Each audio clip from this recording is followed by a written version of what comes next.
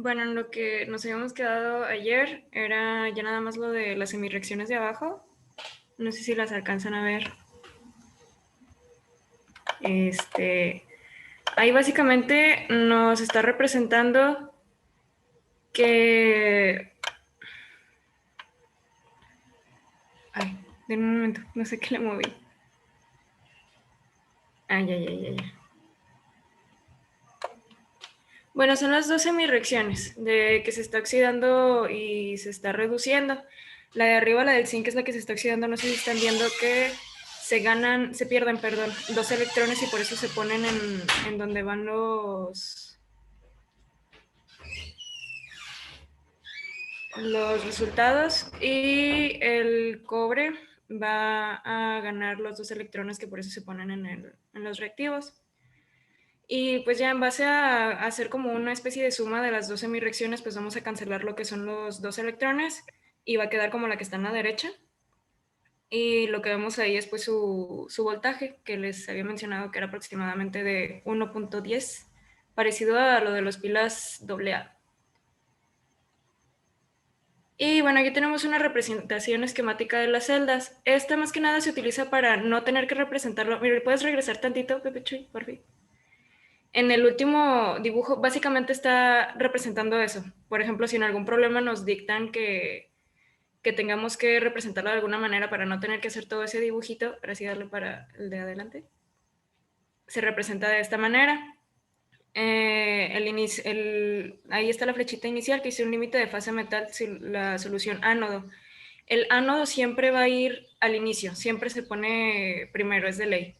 Y está representado por la primera rayita, no sé si la alcanzan a ver, y luego ya viene como la solución o la disolución donde se va a introducir ese ánodo, y la cantidad que tenemos ahí es pues su molaridad. Y las dos rayitas que tenemos después de eso viene representando el puente salino, y pues al igual ya viene la disolución de lo que va a ser el cátodo y también está representado por una rayita.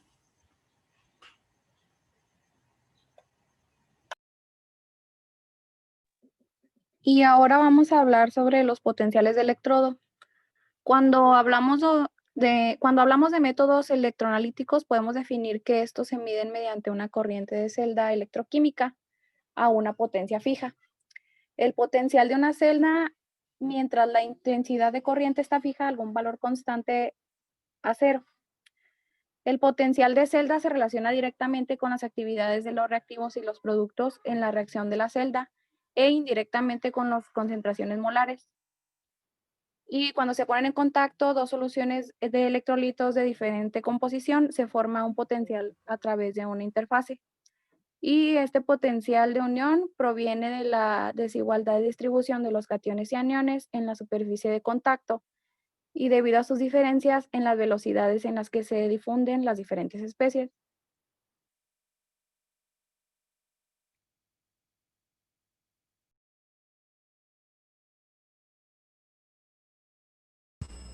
Bueno, ahora vamos a hablar un poquito acerca de la ecuación de Nernst.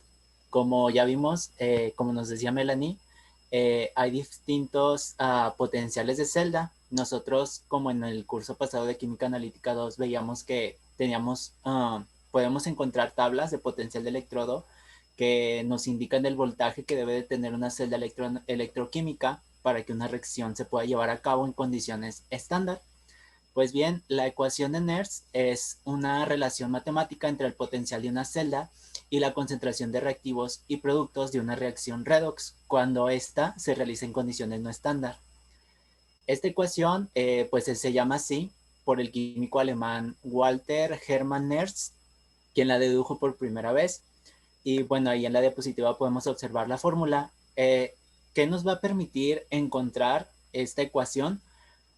Nos permite encontrar la fuerza electromotriz que se produce por la celda en condiciones no estándar, que va a ser nuestra delta E, en función de nuestro potencial estándar de celda, que es nuestra delta E0, y de las concentraciones de reactivos y productos expresados en Q. Y la N, pues son los moles de electrones transferidos que corresponden al número de electrones que se cancelan en las semiecuaciones, que ahorita no mencionaba Valeria, que son los que se cancelan, que se oxidan y que se reducen. Entonces, Pues bueno, esta ecuación nos permite encontrar también la concentración de reactivos y productos midiendo la fuerza electromotriz de la celda. Ayer el doctor nos explicaba que también es posible encontrar la cantidad necesaria de un producto, de un reactivo que necesitamos. Bueno, más bien de un reactivo. Entonces, ahí tenemos un ejemplo. Estamos usando el ejemplo de la pila de Daniel. Ahí tenemos nuestra ecuación, nuestra reacción. Y tenemos las concentraciones del cobre, que es 5 molar, y la del zinc, que es 0.5 molar.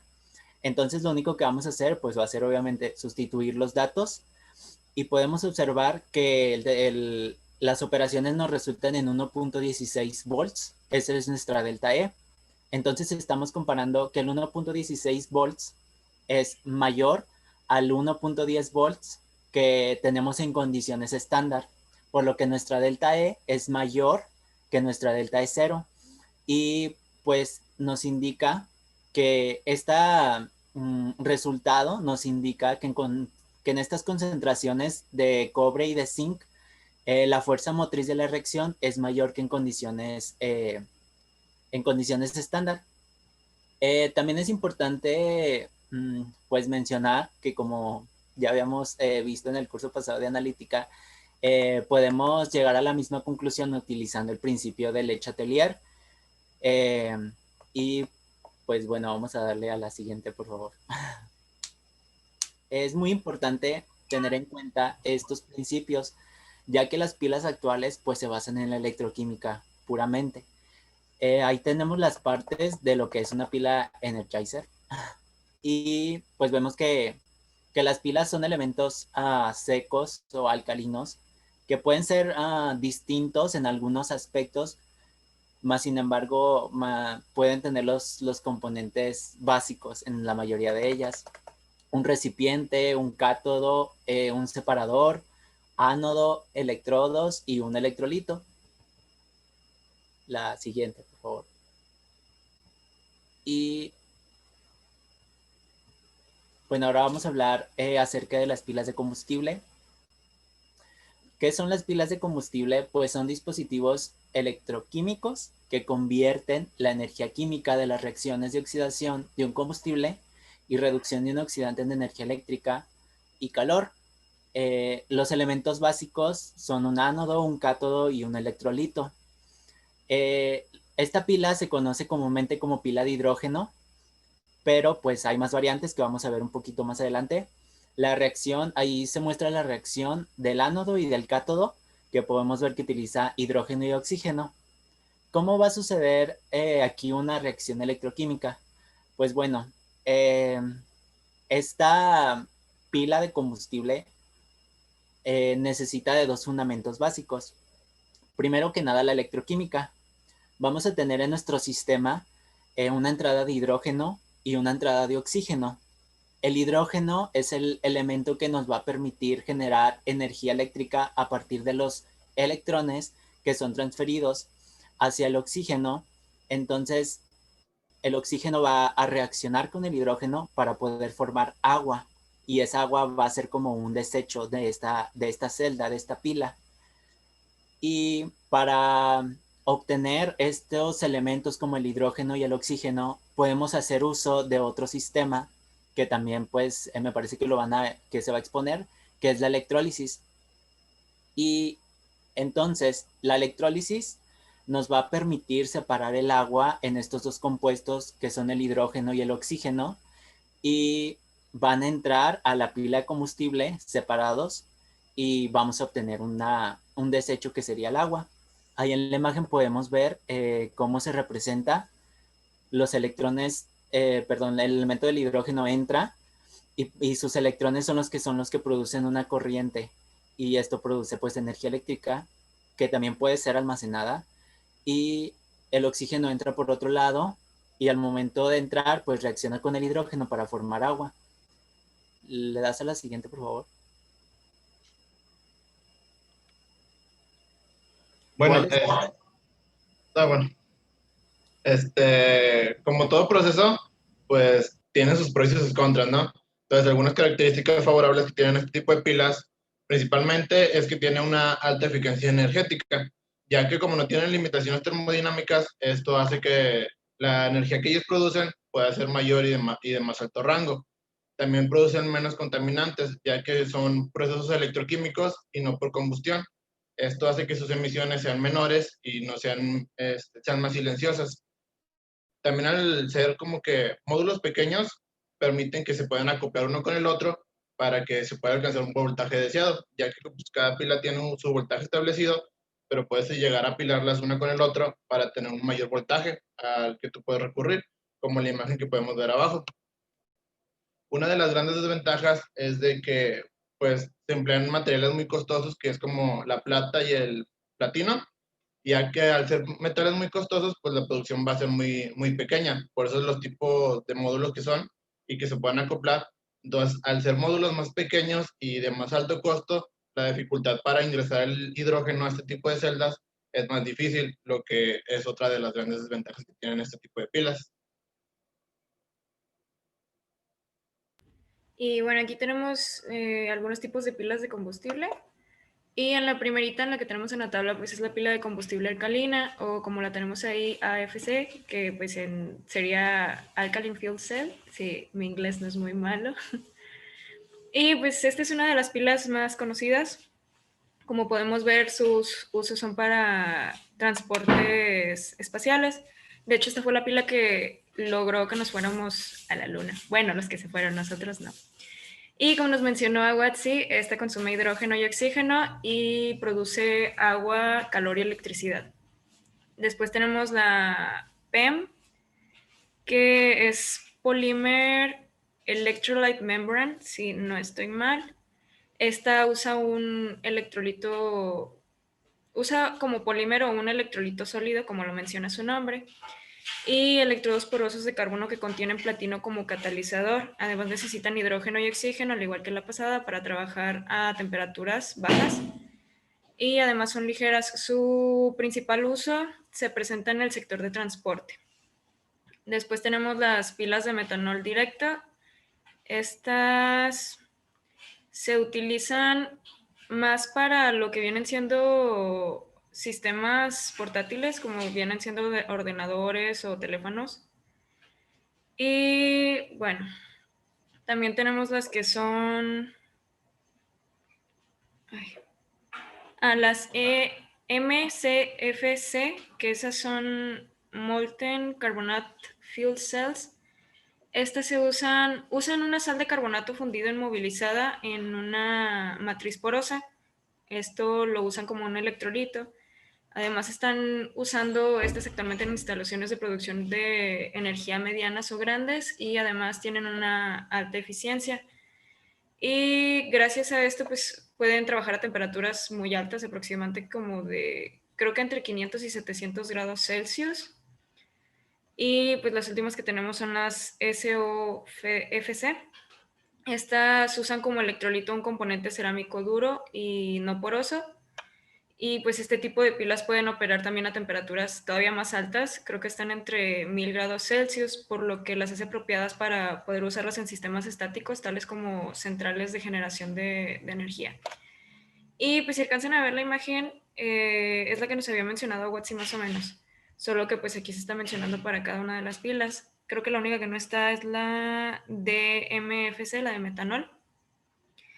Aquí podemos ver cómo es que entra en el ánodo, por ejemplo, la AFC, la que es la alcalina, entra en el ánodo lo que viene siendo el hidrógeno, y por el cátodo entra el oxígeno, y pues se va a expulsar el agua, como habíamos mencionado, y pues el ion móvil es lo que viene siendo el OH. Y también está la P, que también utiliza lo que es el hidrógeno y el oxígeno y va a expulsar al igual que la pasada agua. Y la MCFC, esta necesita hidrógeno, y esto se va a absorber mediante el ánodo, y mediante el cátodo va a entrar lo que es el oxígeno y el CO2, pero también a su vez va a salir CO2 por lo que es el ánodo y pues también agua. Y la SOFC, que es la que puede trabajar a temperaturas muy altas, pues también, al igual que las primeritas, entra lo que es el hidrógeno, lo que es el oxígeno, y va a expulsar agua.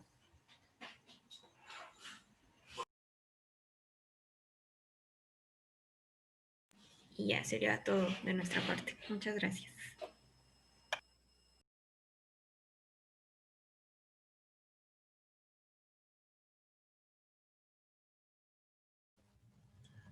Profe, trae desactivado el micrófono. No se escucha.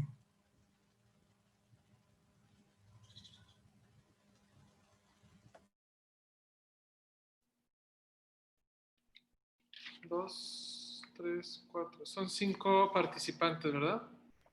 Gerardo Aguilar, Emanuel González, Arlet. No, creo que se equivocó de equipo, profe. ¿Cómo? Ah, es que no, ya entiendo. Lo que pasa es que tienen equipos, sí es el equipo 1, pero no es el equipo 1 que presenta. Es que se hizo sorteo, profe, de los temas. Ya sé. A todos ustedes. En el corte.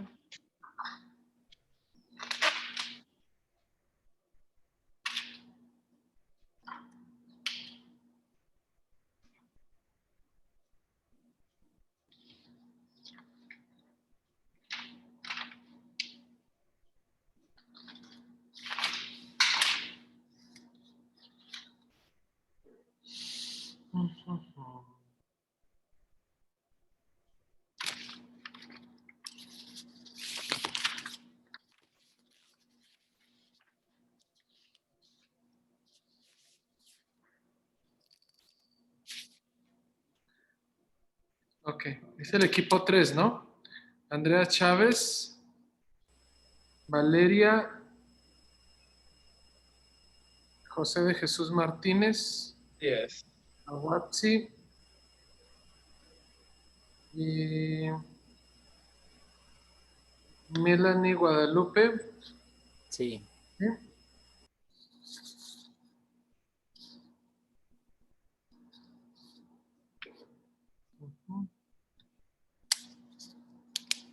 ¿Alguna pregunta? ¿Qué significa que un compuesto o un átomo se haya oxidado o se haya reducido? Se oxida cuando dona sus electrones hacia la otra especie y se reduce cuando acepta esos electrones que fueron donados. ¿Y cuando la oxidación o la reducción, en qué parte de la electroquímica se dan? ¿En el cátodo o en el ánodo? ¿O cuál en qué electrodo? Aguatsi, ¿usted lo explicó? En el cátodo se lleva a cabo, en el cátodo se lleva a cabo la oxidación. Y en el ánodo, o al revés. No, sí, al revés. En el cátodo la oxidación y en el ánodo la reducción. ¿Seguro? ¿Checamos la presentación? Es que es bien importante que esa parte la tengan bien, bien firme. Sí, aquí la tienen, mire.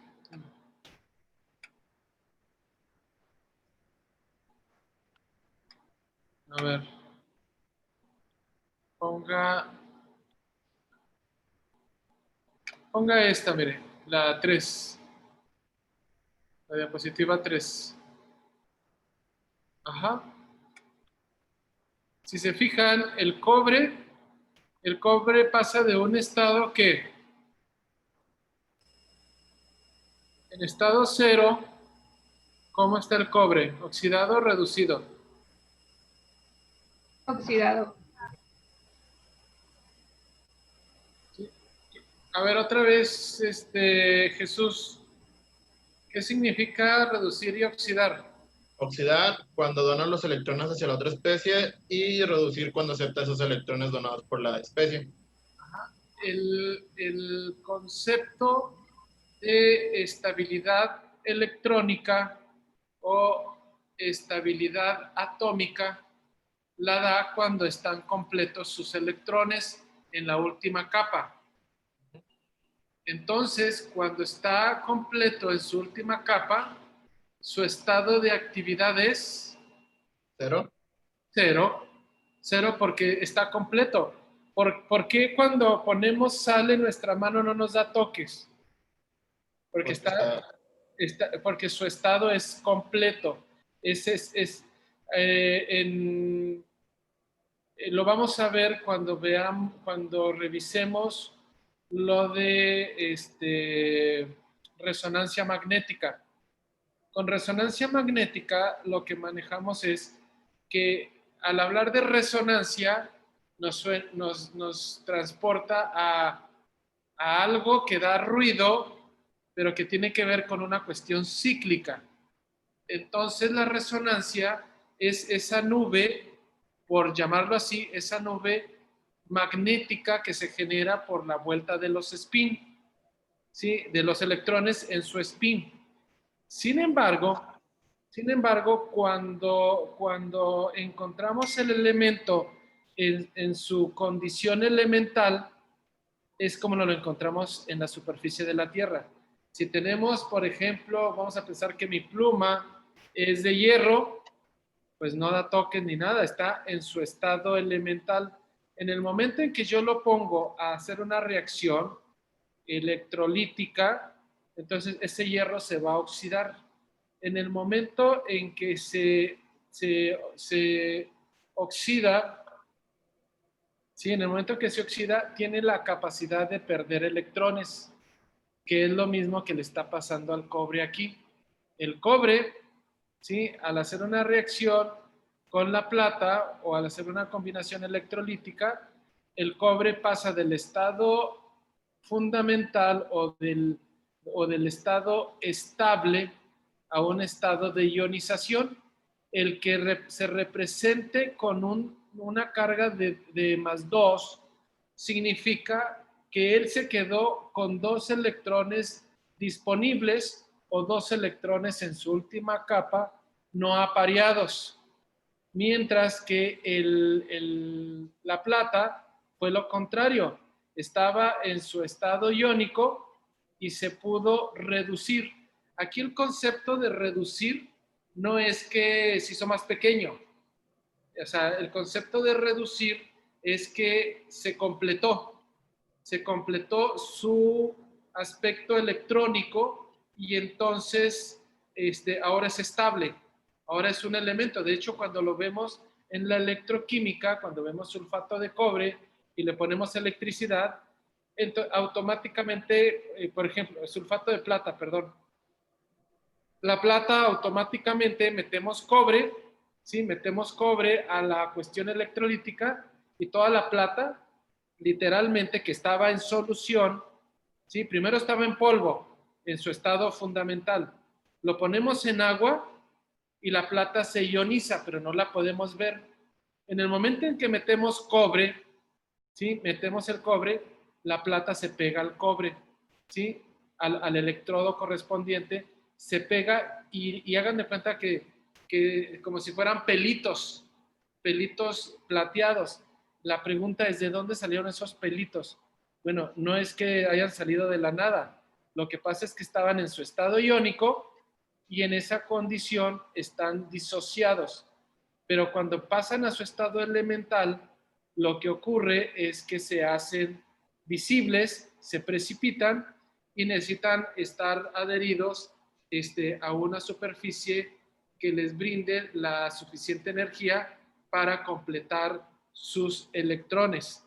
En este caso, lo podemos evidenciar cuando se pega al cobre electrificado, ¿sí? Con corriente, y entonces se puede extraer la plata de una solución acuosa. Entonces, en conclusión, el estado elemental, que sería el estado reducido, ¿sí? Se va el estado reducido y el estado oxidado se llevan a cabo en diferentes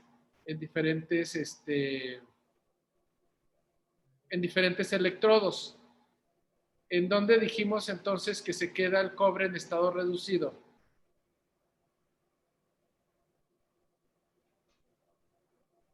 kilowatt, sí. En el ánodo. En el ánodo, yo les dije ayer, al ánodo, ¿cuáles moléculas corren? Las positivas. Las positivas. Al ánodo cargado negativo pasan las de carga positiva, y al cátodo cargado positivamente viajan los componentes Carga negativa. los de carga negativa. Sí, eso es muy importante. Ahora, esa conversión, por ejemplo, esa conversión, quizás en una solución yo puedo tener N cantidad de átomos de cobre, pero no sé cuántos, ¿sí? No sé cuántos. Entonces, lo que tendría que hacer es una reacción electrolítica donde a partir de corriente eléctrica, que sería voltaje, ¿sí? Voy a aplicar un voltaje, no voy a poner el voltaje que a mí se me pegue la gana, ¿no? O sea, yo he hablado de cantidades para cuestiones didácticas. Si yo digo 45 volts, es una cantidad inmensa, ¿sí? Pero necesitamos poner energía para poder visualizar, para poder cuantificar en este caso, el catión o el anión que yo quiero saber. Ahora, yo no puedo saber exactamente en todo el volumen, en todo el contexto del volumen, pero sí puedo tener una concentración proporcional. Es decir, picogramos, que ahora antes se llamaban picogramos, ahora se llaman partes por millón, ¿sí? Partes por millón, por mililitro, por microlitro, por decilitro, por litro, por lo que quieran. O sea, es una proporción. Entonces yo puedo decir, pues vamos a tener de plata, vamos a tener 10 miligramos por mililitro. ¿Cuántos tenemos en el frasco? Pues quién sabe. Yo no lo sé. En el contexto total del frasco, yo no lo sé, pero sí sé cuánto hay por cada mililitro, por mencionar una unidad. Yo puedo hacer el cálculo por una unidad proporcional. ¿Y qué es lo que tengo que hacer? Pues medir todos los mililitros que contiene y entonces encontrar la cantidad exacta de plata. Pero así es como se manejan en proporciones o en concentraciones proporcionales a un volumen, ¿sí? De cualquiera de los analitos o cualquiera de los mensurandos que nosotros queramos determinar. En el caso, por ejemplo, de sodio, potasio, cloro y calcio como cationes, ¿sí? Con excepción del cloro, que es un anión, son fundamentales para la vida humana, ¿sí? Son fundamentales. De hecho, la proporción de cloruro, de potasio, extracelular es muy pequeña. Es más alta en la parte interna, pero también es al revés con el sodio. El sodio en la parte extracelular es alta y en la parte intracelular es pequeña. Entonces, ¿qué es lo que hacen? Hacen un juego de vaivén. O sea, cuando hay un desequilibrio, la proporción que tiene mayor le da a donde se va a perder. Nada más imagínense que se pierda, por ejemplo, potasio. El paciente está grave cuando pierde potasio o cuando sube el potasio. Cualquiera de los dos son críticos. Cuando ocurre esto, inmediatamente hablamos de la parte plasmática. Si se pierde en la parte plasmática, la célula empieza a sacar potasio de su interior porque tiene mucho. Si empieza a perder sodio, generalmente la célula empieza a tratar de compensarlo porque no se puede perder. Las proporciones son muy pequeñas. Son de 132 a 146 milimols por litro o miliequivalentes por litro de sodio. Y de potasio son bien pequeñitas. Es de 3.5 a 5.3 miliequivalentes por litro. ¿Cuánto tenemos en total en nuestro organismo? No lo sé, pero yo ya sé que para que yo esté bien físicamente, tengo que tener entre 132 y 146 miliequivalentes de sodio, por ejemplo. Si yo vuelvo en un estado crítico, me vuelvo a medir esta concentración, significa que tengo que encontrar a un extremo o a otro un valor. Y entonces yo diría, pues entonces tengo 130, estoy descompensado, pero perdí. Pero si tengo 156, gané. Ganar o perder en cualquiera de estos elementos es grave para el organismo. Les repito, yo no sé cuánto tengo, ahora sí que en total, en todo mi cuerpecito, pero sí sé cuánto tengo en una proporción de volumen. Entonces, así es como tenemos que concebirlos. ¿Y cómo lo vamos a medir? Pues en función del voltaje que se requiere para oxidar una proporción o para oxidar una proporción de una muestra desconocida y entonces encontrar la proporción conocida de un electrodo específico. Yo no puedo pretender medir sodio con un electrodo de potasio o viceversa, o uno de cloro con uno de potasio. Pues no, tengo que hacer con cloruro, lo que es de cloro,